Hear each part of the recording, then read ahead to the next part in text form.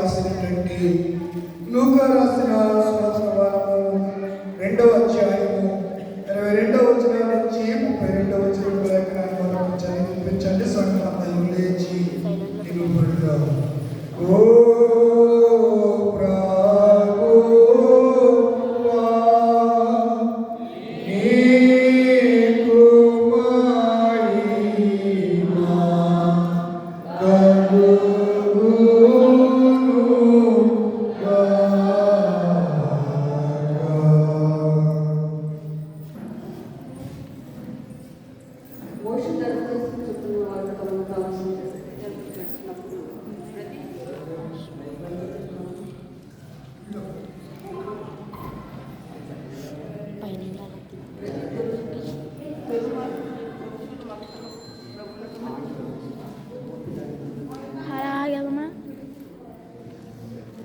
మోషే ధర్మశాస్త్రం చొప్పున వారు తాము శుద్ధి చేసుకుని దినములు గడిచినప్పుడు ప్రతి తొలిచూరు మగ్గుల ప్రభువులకు ప్రతిష్ఠ చేయబడవలను అని ప్రభు ధర్మశాస్త్రమందు రాయబడినట్టు ఆయనను ప్రభువులకు ప్రతిష్ఠించుటకు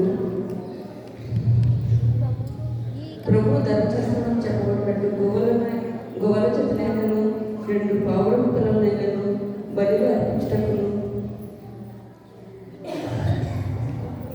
వారు ఆయనను యెరూషలేము తీసుకుని పోయి యెరూషలేము నందు సమూయేలు ఒక మనుషుడుండెను. అతడు నీతిమంతుడును భక్తిపరుడై ఉండి ఇశ్రాయేలు యొక్క ఆదరణ కొరకు కనిపెట్టినవాడు.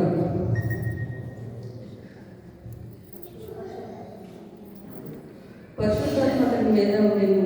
అతని ప్రభువు యొక్క క్రీస్తుని చూడక మునుపు మరణం పొందుడని అతని పరిశుద్ధాత్మ చేత బయలుపరచబడి ఉండెను. ఆత్మవాసుడే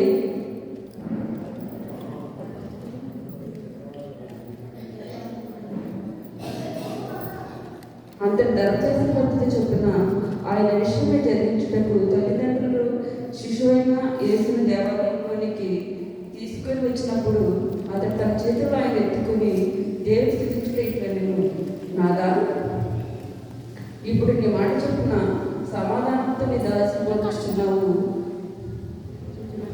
అన్ని జనులకు నేను బయలుపరచుటకు వెలుగుగాను నీ ప్రజలైన ఇశ్రాయేలుకు మహిమగాను నీవు సకల ప్రజల సిద్ధపరచిన నిరీక్షణ కనులారా చూచుకుని దేవుడి పరిశుద్ధ ఇంతటితో 2 దినముల వరకు ఏర్పాటు